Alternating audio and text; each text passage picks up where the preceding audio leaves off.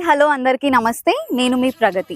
ఈ రోజు నేను నాగరత్నం నాయుడు న్యాచురల్ ఫార్మ్స్ లో ఉన్నాను. ఇక్కడ ఎందుకున్నాను అంటే రేపు మనం సంక్రాంతి సంబరాలు జరుపుకోబోతున్నాం. అది ఎలా జరుపుకోబోతున్నామో మీ అందరికి ఒకసారి నేను చూపిస్తాను, రండి. యాక్చువల్గా ఎంట్రీ అటు నుంచి ఉంది.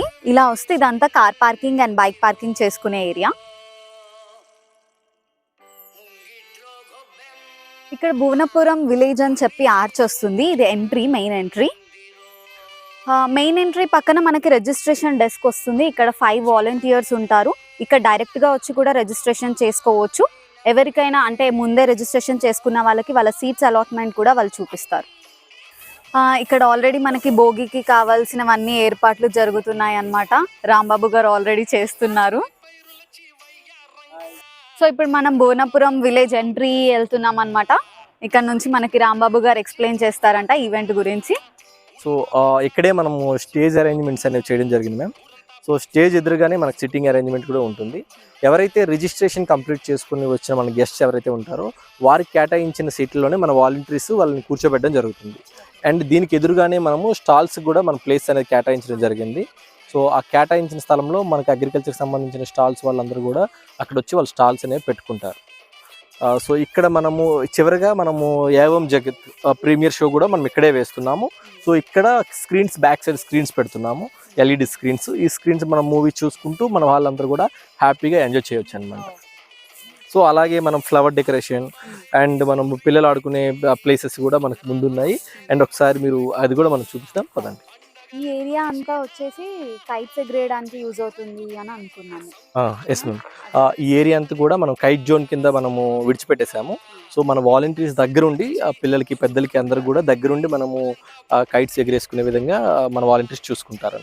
ఇంకా అది ఆర్చరీ సంథింగ్. Yes ma'am. ఆ ఫ్రంట్ మనం ఆర్చరీకి సంబంధించి కూడా మనకు కొన్ని అరేంజ్మెంట్స్ అనేవి చేయడం జరిగింది. సో అన్నిటిని కూడా మనకు ప్రతి ఒక్క గేమ్కి ఇండివిజువల్ వాలంటీర్స్ ఉన్నారు. ప్రతి గేమ్ను కూడా దగ్గరుండి వాళ్ళు వాడిపిస్తారు ప్రతి ఒక్కరికి కూడా. ఇదంతా picnic area ma'am. So families అందరూ ఇక్కడికి వచ్చి హ్యాపీగా గ్రాస్ కింద కూర్చొని జాలీగా ఆడుకోవచ్చు. అండ్ ఇక్కడ ఒక స్క్రీన్ కూడా మనం పెట్టడం జరుగుతుంది. సో ఈ మొత్తం ఆ ఫామ్లో జరిగే ప్రతి యాక్టివిటీని కూడా ఇక్కడ నుండి కూడా వాళ్ళు చూసుకో. ఇది రెయిన్ షవర్ మ్యామ్. సో ఇక్కడ పిల్లలు వచ్చి బాగా ఎంటర్టైన్ అవ్వచ్చు. వీళ్ళకి డ్రెస్సింగ్ రూమ్ ఫెసిలిటీ కూడా ఏర్పాటు చేయడం జరిగింది. ఇది photoshoot area ma'am. So complete గా ఇక్కడికి వచ్చి ఫ్యామిలీస్ అందరు వచ్చేసి ఇక్కడ చికెన్ ఫోటోస్ దిగొచ్చు. ఈ ఏరియా అంతా మనం రంగోలీ కాంపిటీషన్ కనే అనుకున్నాము. సో బయట నుంచి వచ్చిన వాళ్ళు ఆన్ ద స్పాట్ రిజిస్ట్రేషన్ వాళ్ళు కూడా ఇక్కడ కాంపిటీషన్ కి రిజిస్టర్ చేసుకోవచ్చు. డైరెక్ట్ గా వచ్చి కూడా కాంపిటీషన్ లో పార్టిసిపేట్ చేయొచ్చు. ఓకే. పార్టిసిపేట్ చేసే వాళ్ళకి మనం ఫస్ట్, సెకండ్, థర్డ్ ప్రైజెస్ కూడా మనం ఇస్తున్నాం. ఈ ప్లేస్ అంతా మనం ఆర్ట్ గ్యాలరీ అనుకున్నాం. Yes ma'am.